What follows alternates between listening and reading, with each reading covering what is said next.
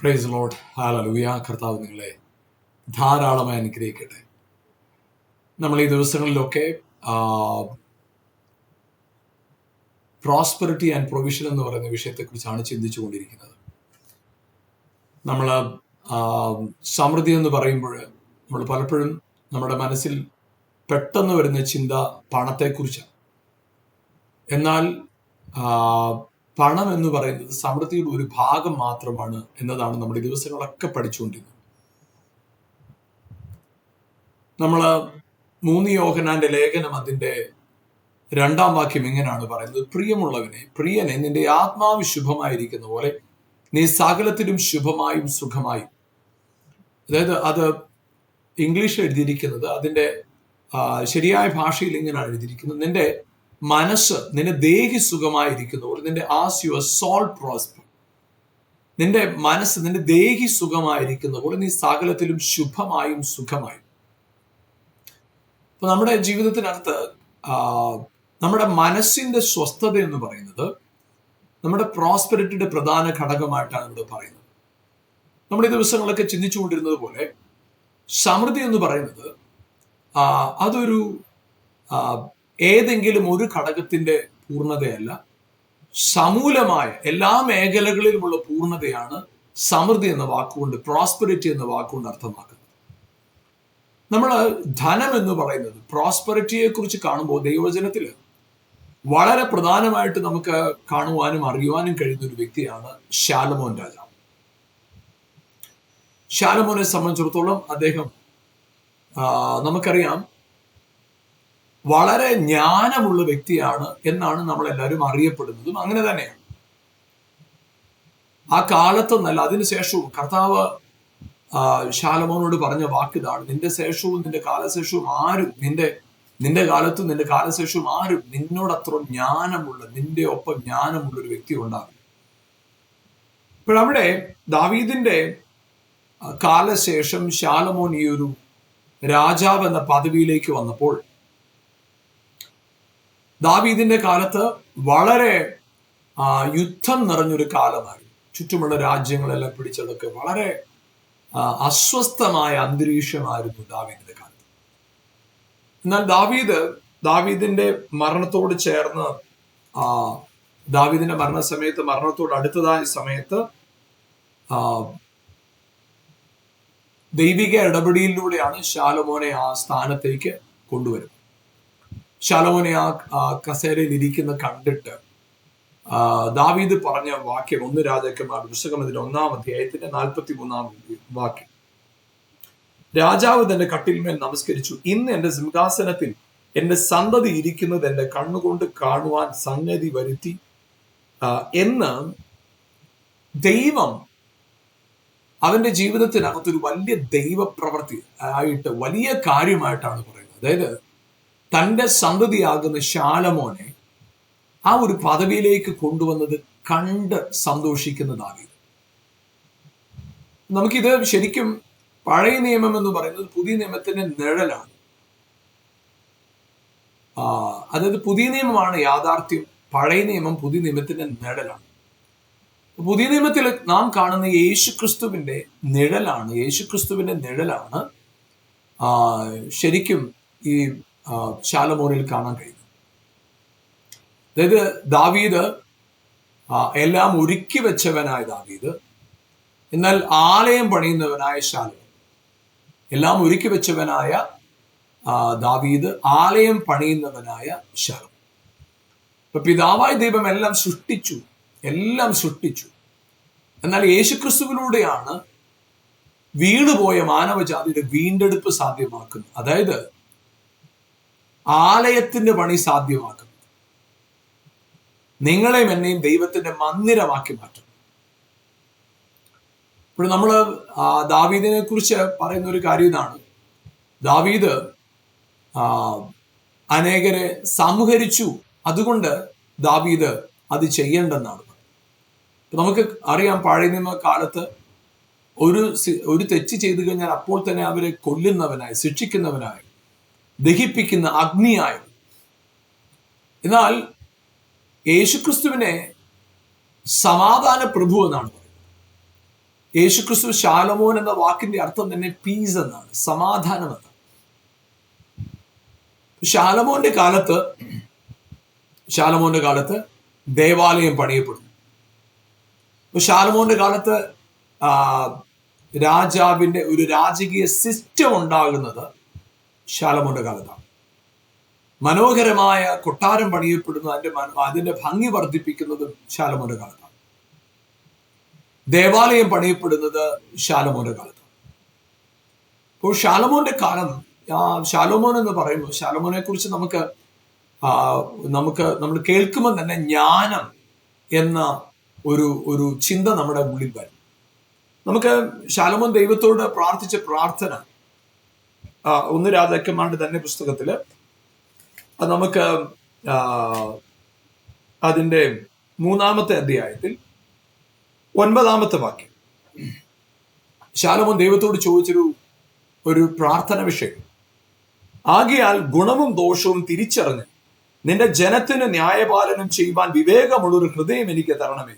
അതുകൂടാതെ നിന്റെ ഈ വലിയ ജനത്തെ ന്യായപാലനം ചെയ്യുവാൻ ആർക്ക് കഴിയും? അപ്പൊ അവിടെ ശാലോമോനെ സംബന്ധിച്ചിടത്തോളം ശാലോമോന് ഒരു ഓപ്പർച്യൂണിറ്റി കിട്ടുകയാണ് ദൈവത്തോട് ഒരു ഗിഫ്റ്റ് ചോദിക്കാനായിട്ട്, ബെസ്റ്റ് ചോദിക്കാനായിട്ട്. അത് ചോദിക്കുമ്പോൾ ശാലോമോൻ അതൊരു അവസരം ലഭിച്ചപ്പോൾ ശാലോമോൻ ആ അവസരത്തെ ഉപയോഗിച്ചത് സമ്പത്തിനു വേണ്ടിയല്ല. ശാലോമോൻ ചോദിച്ചത് അവിടെ ഗുണവും ദോഷവും തിരിച്ചറിയാൻ ജ്ഞാനമുള്ളൊരു ഹൃദയം. പ്രിയപ്പെട്ടവർ, നമുക്കറിയാം ആദാമിന്റെ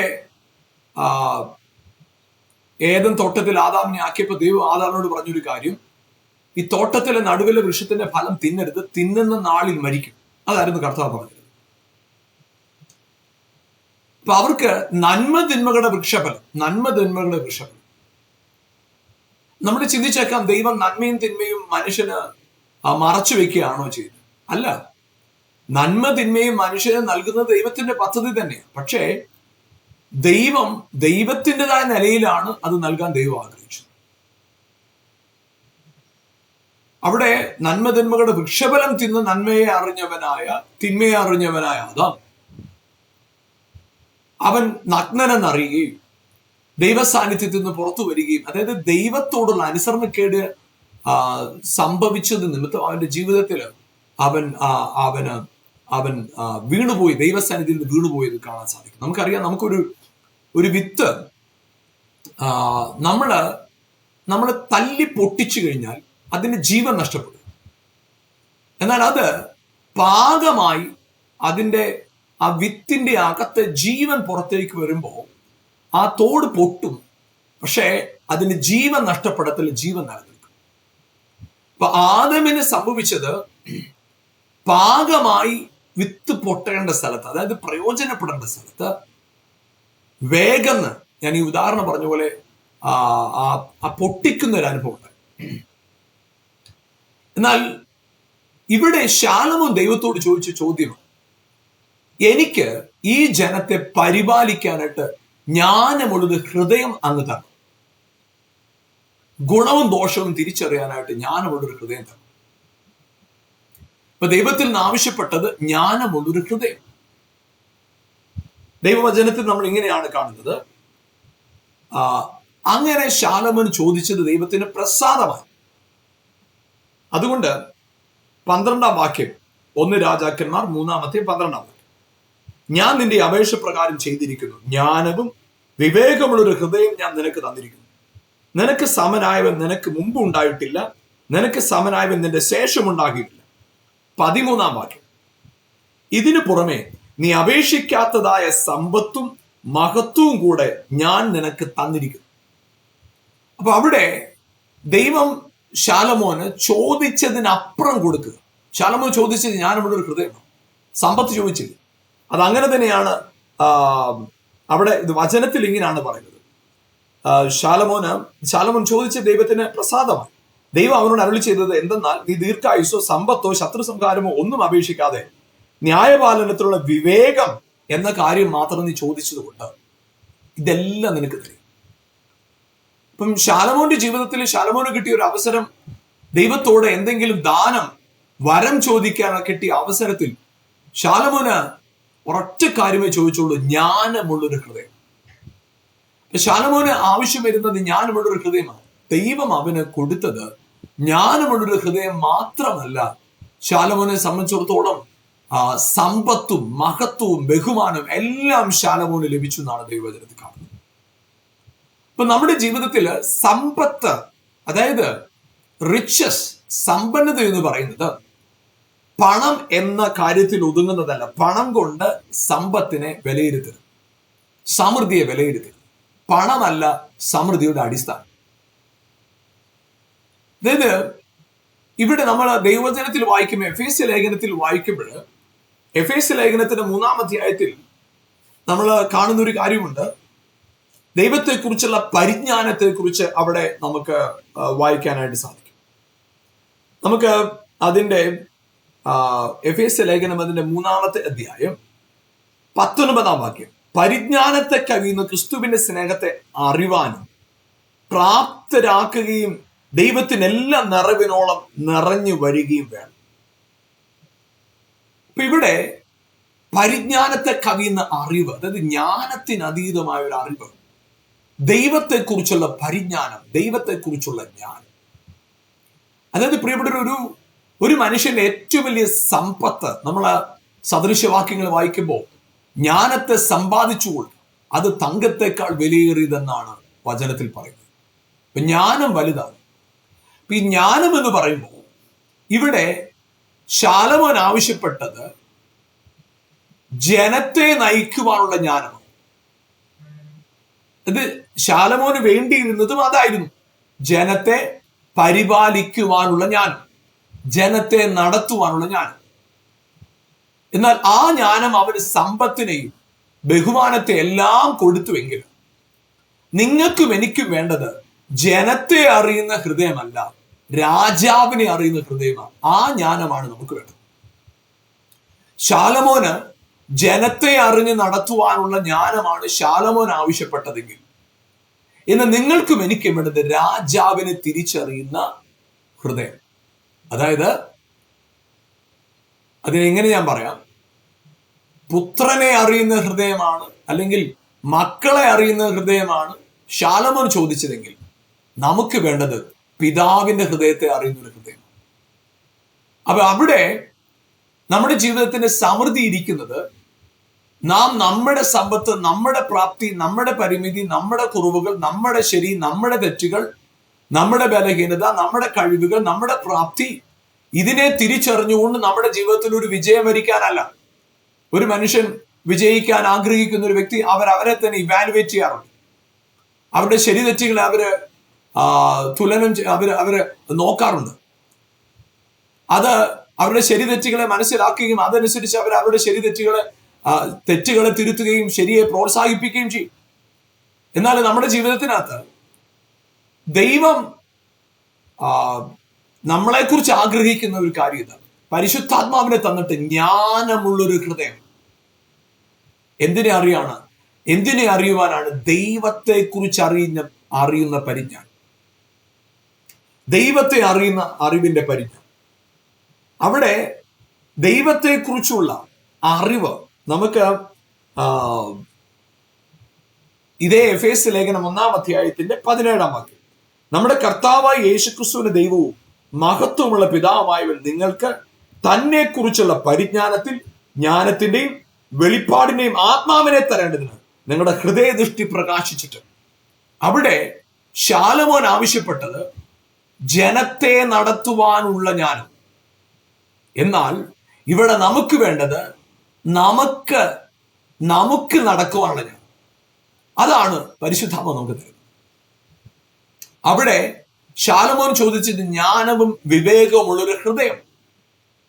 എന്നാൽ ഇവിടെ നമ്മുടെ നമുക്കുള്ള വാഗ്ദത്തമാണ് തന്നെ കുറിച്ചുള്ള പരിജ്ഞാനത്തിൽ ജ്ഞാനത്തിന്റെയും വെളിപ്പാടിന്റെയും ആത്മാവ്. അത് നമുക്ക് ദൈവം തന്നിരിക്കുന്ന പ്രോമിസ്. ഹല്ലേലൂയ.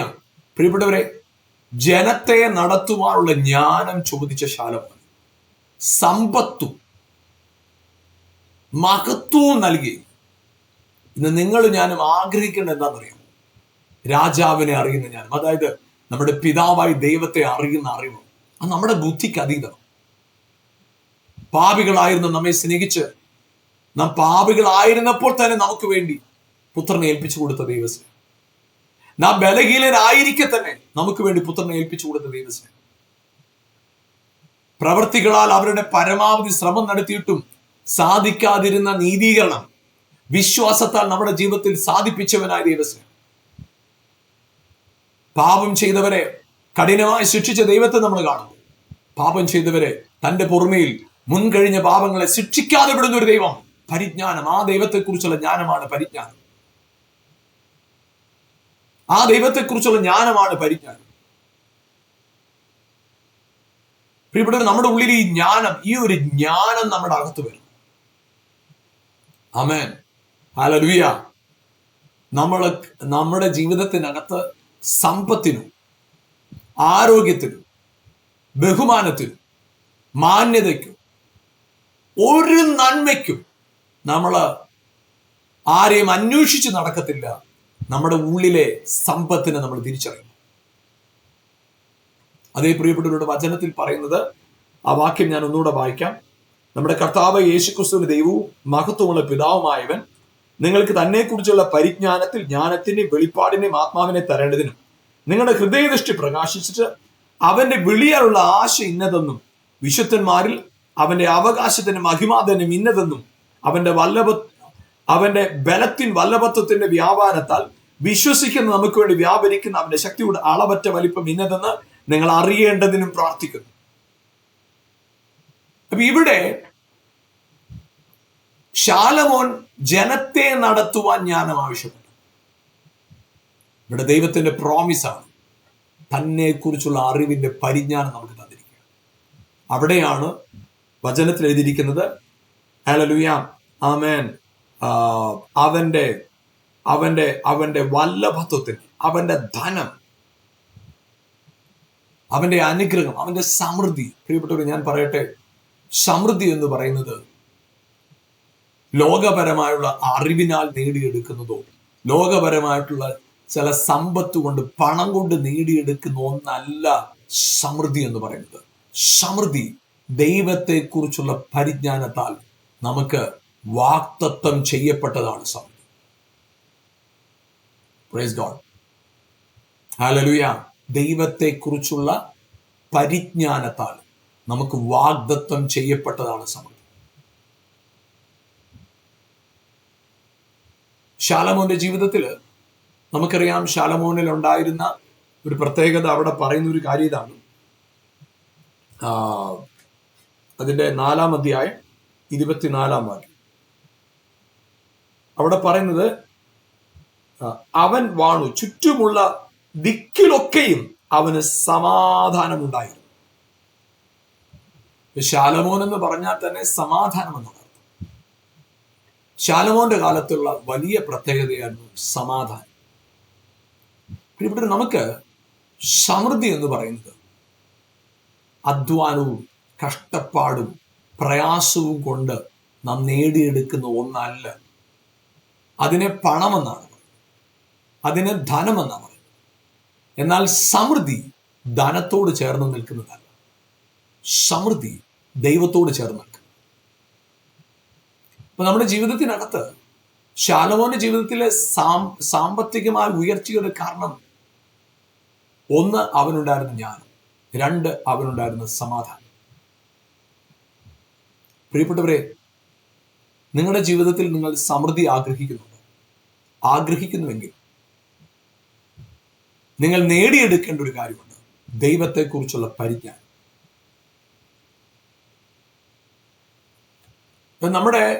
നമ്മുടെ ബുദ്ധിക്ക് മനസ്സിലാക്കാൻ പറ്റുന്നതല്ല കേട്ടോ ദൈവത്തെക്കുറിച്ചുള്ള പരിജ്ഞാനം. ദൈവത്തിന്റെ പരിജ്ഞാനം, അതായത് മനുഷ്യന്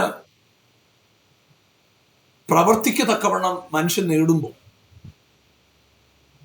മനുഷ്യന്റെ ജീവിതത്തിനകത്ത് നമുക്ക് കാണാൻ കഴിയും. മനുഷ്യരുടെ ജീവിതം എന്ന് പറയുന്നത്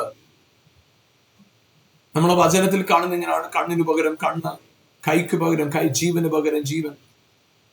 ഇത് മനുഷ്യന്റെ ഒരു ന്യായമായ രീതി അതായിരുന്നു. എന്നാൽ യേശുക്രിസ്തു വന്നിട്ട് പറഞ്ഞു, നിന്റെ വലത് കർണത്തെ അടിക്കുന്നവന് ഇടത് കർണവും കാണിച്ചു കൊടുക്കുക. ശത്രുവിനെ അനുഗ്രഹിക്കുക, ശപിക്കുന്നവരെ അനുഗ്രഹിക്കുക, ശത്രുവിന് വേണ്ടി പ്രാർത്ഥിക്കുക. അപ്പൊ ഇവിടെ ദൈവത്തിന്റെ പരിജ്ഞാനം പാപികളായിരുന്നു നമുക്ക് വേണ്ടി സ്വന്തം പുത്രനെ നൽകി തരുന്നു. ദൈവം മരിക്കുക എന്നൊക്കെ പറഞ്ഞാൽ പരിജ്ഞാനത്തിനപ്പുറം. യേശു ദൈവപുത്രനാണ്, യേശു ദൈവം തന്നെയാണ്. എന്നാൽ അവൻ തന്റെ ജഡത്തിൽ പാപത്തിന് ശിക്ഷ വിധിച്ചു. നമ്മുടെ പാപത്തിന് അവൻ വില കൊടുത്തു ജഡത്തിൽ. നമ്മുടെ ജീവിതത്തിനകത്ത് നമുക്ക് വന്ന ഒരു വലിയ കുറവെന്ന് പറയുന്നത്, വലിയ ബലഹീനത എന്ന് പറയുന്നത് ആദാമ്യ തലമുറയിൽ ജനിച്ചു എന്നുള്ളത്. അനുസരണക്കേട് കാണിച്ച് ദൈവ സാന്നിധ്യത്തിൽ നിന്ന് പുറത്തു വന്ന ആദാമ്യ തലമുറയിൽ നമ്മൾ ജനിച്ചു എന്നതാണ് നമ്മുടെ ഏറ്റവും വലിയ കുറവ്. പക്ഷെ ആ ബലഹീനത, ആ പാപത്തിനു വേണ്ടി യേശു നമുക്ക് വേണ്ടി പാപമായി. യേശു നമുക്ക് വേണ്ടി പാപമായി. അങ്ങനെ യേശു നമുക്ക് വേണ്ടി പാപമായതുകൊണ്ട് നിങ്ങളും ഞാനും നീതീകരിക്കപ്പെട്ടവരായിട്ട് നിൽക്കുക. നമുക്കറിയാം, അന്ന് ശലോമോന് ദേവാലയം പണിതപ്പോൾ സമാഗമന കൂടാരം പണിതപ്പോൾ സമാഗമന കൂടാരത്തിലേക്ക് അവിടെ 11 ഗോത്രത്തിലെ ഏറ്റവും ശ്രേഷ്ഠമായത് സമാഗമന കൂടാരത്തിലേക്ക് വന്നു. അതുപോലെ തന്നെ ശലോമോന്റെ ദേവാലയം അവരെ സംബന്ധിച്ചിടത്തോളം വളരെ പ്രധാനപ്പെട്ടതാണ്. ദേവാലയത്തിൽ സമ്പത്തുണ്ടായത് അധ്വാനം കൊണ്ട്. പ്രിയപ്പെട്ട ഒരു യേശു ക്രിസ്തുവിലൂടെ നിങ്ങളെയും എന്നെയും ദൈവത്തിന്റെ ആലയമാക്കി, ദൈവത്തിന്റെ മന്ദിരമാക്കി തീർത്തിരിക്കുക. ദൈവത്തിന്റെ മന്ദിരമാക്കി. എപ്പോഴാണോ നിങ്ങൾ ഞാനും 1 കൊരിന്ത്യർ ലേഖനം 3:16 പറയുന്ന പോലെ നിങ്ങൾ ദൈവത്തിന്റെ മന്ദിരമെന്നും ദൈവത്തിന്റെ ആത്മാവ് നിങ്ങൾ വസിക്കുന്നു എന്നതും നിങ്ങൾ എപ്പോഴാണോ തിരിച്ചറിയുന്നത്, ആ തിരിച്ചറിവാണ് നിങ്ങളുടെ യഥാർത്ഥമായ സമൃദ്ധി. പ്രിയപ്പെട്ടവരെ, ചിന്തിച്ചു നോക്കുക. അവരുടെ ജീവിതത്തിൽ അവരെ എല്ലാ കാലത്തും വളരെയേറെ പ്രാധാന്യത്തോടെ നോക്കിക്കാണുന്നത് ഒന്നാണ് അവരുടെ ദേവാലയം. ആ ദേവാലയത്തിൽ ഉള്ള സ്വർണത്തിന്റെയോ വെള്ളിയുടെയോ പണമല്ല ആ ദേവാലയത്തിന്റെ മൂല്യം. ആ ദേവാലയത്തിന്റെ വാല്യൂ എന്ന് പറയുന്നത് ദൈവ സാന്നിധ്യം ഇറങ്ങി വരുന്ന കൃപാസനം ഇരിക്കുന്ന സ്ഥലം. അതായിരുന്നു ആ സ്ഥലത്തിന്റെ പ്രാധാന്യം. ആ സ്ഥലത്തിന്റെ ഇമ്പോർട്ടൻസ് അതാ. പ്രിയപ്പെട്ടവർ, ഞാൻ പറയട്ടെ, അവിടെയുള്ള സമ്പത്തോ സ്വർണമോ വെള്ളിയോ ഒന്നുമല്ല ദേവാലയത്തിന്റെ പ്രാധാന്യം. അവിടെയുള്ള കൃപാസനം, കർത്താവിന്റെ സാന്നിധ്യം ഇറങ്ങി വരുന്ന ബ്യൂട്ടിഫുൾ ഫെലോഷിപ്പ്, മനുഷ്യനും ദൈവവും തമ്മിലുള്ള കൂട്ടായ്മയുടെ സ്ഥാനം. പ്രിയപ്പെട്ടവർ, ഞാൻ പറയട്ടെ, നിങ്ങളുടെയും എൻ്റെയും ജീവിതത്തിലെ ഏറ്റവും വലിയ സമ്പത്ത് എന്ന് പറയുന്നത് വെള്ളിയും പൊന്നുമല്ല, ധനമല്ല. അതിനപ്പുറമായ ദൈവവും നമ്മളും തമ്മിലുള്ള കൂട്ടായ്മ. ആ കൂട്ടായ്മയില്ല. അതായത് 1 കൊരിന്ത്യർ 6:17 പറയുന്നത്, അവനോട് പറ്റിച്ചേരുന്നവനൊക്കെ അവൻ കർത്താവിനോട് ഏകാത്മാവാകും. One spirit with him. എപ്പോഴാണോ നമ്മൾ അവരോട് ചേർന്ന് വൺ സ്പിരിറ്റ് ഏകാത്മാവാകുന്നത്, ആ വൺ സ്പിരിറ്റിന്റെ ഫ്രൂട്ടാണ് എവറി ബ്ലെസ്സിങ്സ്. അത് ഫിനാൻഷ്യൽ സാമ്പത്തിക നന്മയാകട്ടെ, ആരോഗ്യമാകട്ടെ, കുടുംബജീവിതമാകട്ടെ, വസ്തുവകകളാകട്ടെ, സകലതും ബേസ് ചെയ്തിരിക്കുന്നത് ഈ റിലേഷൻഷിപ്പിലാണ്. ആ ബന്ധമാണ് നമ്മുടെ സമൃദ്ധിയുടെ അടിസ്ഥാനമെങ്കിൽ നമുക്കുള്ള ഒരു നന്മയും നഷ്ടപ്പെടത്തുമില്ല. നമുക്ക് ദൈവം തന്ന ഒരു വാഗ്ദത്വവും മാറിപ്പോകത്തില്ല. അവൻ പറഞ്ഞത് മുഴുവൻ അവൻ നിവർത്തിക്കും. ഒരുപക്ഷെ നമ്മുടെ ബുദ്ധിക്ക് മനസ്സിലാക്കാൻ കഴിയുന്നതിനപ്പുറമായിരിക്കും അത്. But God is able to fulfil his promises. അവന്റെ വാഗ്ദത്തങ്ങളെ നിവർത്തിപ്പാൻ അവൻ ശക്തൻ. അതുകൊണ്ട് ശലോമോന്റെ കാലത്തെ ആ സമ്പത്തിന്റെ കാരണം അവൻ ജ്ഞാനം ദൈവത്തോട് ചോദിച്ചു. ആരെ? ജനത്തെ നടത്താൻ. നാം ആവശ്യപ്പെടുന്ന ഒരു കാര്യം, കർത്താവേ, എനിക്ക് നിന്റെ വഴികൾ നടക്കാനുള്ള ജ്ഞാനം വേണം. കർത്താവേ, എനിക്ക് നിന്റെ ഹൃദയത്തെ തിരിച്ചറിയുന്ന ജ്ഞാനം വേണം, പരിജ്ഞാനം വേണം, ദൈവത്തെക്കുറിച്ചുള്ള പരിജ്ഞാനം വേണം. പ്രിയപ്പെട്ടവരെ, ആ പരിജ്ഞാനത്തോട് ചേർന്ന് വരുന്നതാണ് സമ്പത്ത് അഥവാ പ്രോസ്പെറിറ്റി. അതുകൊണ്ട് പ്രിയപ്പെട്ടവർ, ഞാൻ പറയട്ടെ, നമ്മൾ ആഗ്രഹിക്കേണ്ട ഒരു കാര്യം ജനത്തെ നടത്തുവാനുള്ള ജ്ഞാനമല്ല. കർത്താവെ, എനിക്ക് നടക്കേണ്ടുന്ന വഴി എന്നെ ഉപദേശിച്ചു തരണം. അതെ, സകല സത്യത്തിലും വഴി നടത്തുന്ന പരിശുദ്ധാത്മ. Yes, praise God. ഇന്ന് ആത്മാവെല്ലാം നടത്തപ്പെടുന്നവരായി, സമൃദ്ധിയിൽ വാഴുന്നവരായി തീരാൻ പരിശുദ്ധാത്മാവ് നിങ്ങളെ സഹായിക്കട്ടെ. നമുക്ക് ഒരുമിച്ച് പ്രാർത്ഥിക്കാം.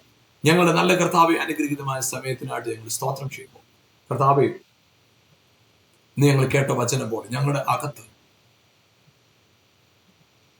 നടക്കേണ്ടുന്ന വഴി ഞങ്ങളെ അഭ്യസിപ്പിക്കുന്ന പരിശുദ്ധാത്മാവെ, ഞങ്ങളെ സകല സത്യത്തിലും വഴി നടത്തുന്ന പരിശുദ്ധാത്മാവെ, പുത്രനെ ഞങ്ങൾക്ക് വെളിപ്പെടുത്തി തരുന്ന പരിശുദ്ധാത്മാവെ, പാപത്തെക്കുറിച്ച്, നീതിയെക്കുറിച്ച്, ന്യായവിധിയെക്കുറിച്ചും ബോധ്യം വരുത്തുന്ന പരിശുദ്ധാത്മാവെ, കർത്താവിനെ ഞങ്ങൾ കേട്ട പോലെ സമൃദ്ധിയില്ലാത്ത ജീവിതത്തിൽ കൂടെ കടന്നു പോകുന്നു, ദാരിദ്ര്യത്തിന്റെ അവസ്ഥകളിൽ കൂടെ കടന്നു പോകുന്നു. യേശുവിന്റെ നാമത്തിൽ ഇപ്പോൾ ഞങ്ങൾ ഒരുമിച്ച് പ്രാർത്ഥിക്കുമ്പോൾ ഇപ്പോൾ തന്നെ കർത്താവേ, അസാധാരണമായ വിടുതൽ അവരുടെ ജീവിതത്തിൽ ഉണ്ടാകട്ടെ. അവസ്ഥകളെ മാറ്റിമറിക്കുന്ന ദൈവപ്രവൃത്തി വെളിപ്പാടട്ടെ. സാഹചര്യങ്ങൾ മാറി മറിയട്ടെ. കർത്താവ്, നാളുകളായി അവർ കാത്തിരിക്കുന്ന ചില ദർശനങ്ങൾ നിറവേറപ്പെടട്ടെ. നാളുകളായി കാത്തിരിക്കുന്ന ചില വാഗ്ദത്തങ്ങളുടെ നിവൃത്തി ഉണ്ടാകട്ടെ ദിവസങ്ങളിൽ. അങ്ങനെ അനുഗ്രഹിച്ച് പ്രാർത്ഥിക്കുന്നു. കുടുംബങ്ങളായി, വ്യക്തികളായി ഇവർ ഓരോരുത്തരും മാനിക്കപ്പെടട്ടെ. അത് ആമേൻ, മറ്റുള്ളവർ കണ്ട് ആശ്ചര്യപ്പെടുന്ന പോലെ ഇവരുടെ ജീവിതം അനുഗ്രഹമാക്കിയിട്ട് ഈ ദിവസങ്ങളിൽ കർത്താവ് പെട്ടെന്നെന്ന പോലെ ചില വാതിലുകൾ അവരുടെ മേൽ തുറന്നു വരട്ടെ. കർത്താവ് ചെയ്തു കഴിഞ്ഞതിനായിട്ട് ക്രിസ്തുവിനെ കുറിച്ചുള്ള പരിജ്ഞാനം കൂടെ അവർ നടക്കണം. മഹത്വമെല്ലാം മറക്കപ്പെട്ട കുഞ്ഞാട് യേശുവിൻ നാമത്തിൽ തന്നെ പിതാവേ, ആമേൻ, ആമേൻ.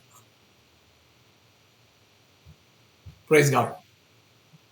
പ്രിയപ്പെട്ട ദൈവവചനത്തിൽ പറഞ്ഞിരിക്കുന്ന ഈ പരിജ്ഞാനം, ദൈവത്തെക്കുറിച്ചുള്ള ജ്ഞാനം, തന്നെക്കുറിച്ചുള്ള ജ്ഞാനം, പിതാവിനെയും പുത്രനെയും പരിശുദ്ധാത്മാവിനെ കുറിച്ചുള്ള ജ്ഞാനം, ആ പരിജ്ഞാനത്തിൽ നിറഞ്ഞ് ഒന്നിനും കുറവില്ലാത്തവരെ ജീവിക്കാൻ പരിശുദ്ധാത്മാവ് നിങ്ങളെ സഹായിക്കണം. ഈ പ്രോഗ്രാം നിങ്ങൾക്ക് അനുഗ്രഹമായിരുന്നുവെങ്കിൽ മറ്റുള്ളവർക്കും ഈ പ്രോഗ്രാം നിങ്ങൾ പങ്കുവയ്ക്കുക, ഷെയർ ചെയ്യുക. ഒപ്പം ഈ പ്രോഗ്രാമിനെ ഓർത്ത് പ്രാർത്ഥിക്കുക. നിങ്ങളുടെ അഭിപ്രായങ്ങളും നിങ്ങളുടെ പ്രാർത്ഥനാ വിഷയങ്ങളും നിങ്ങളുടെ സാക്ഷ്യങ്ങളും ഈ കാണുന്ന ഫോൺ നമ്പറിൽ ഞങ്ങളുമായി പങ്കുവയ്ക്കുക. അത് ഞങ്ങൾക്ക് സന്തോഷകരമാണ്.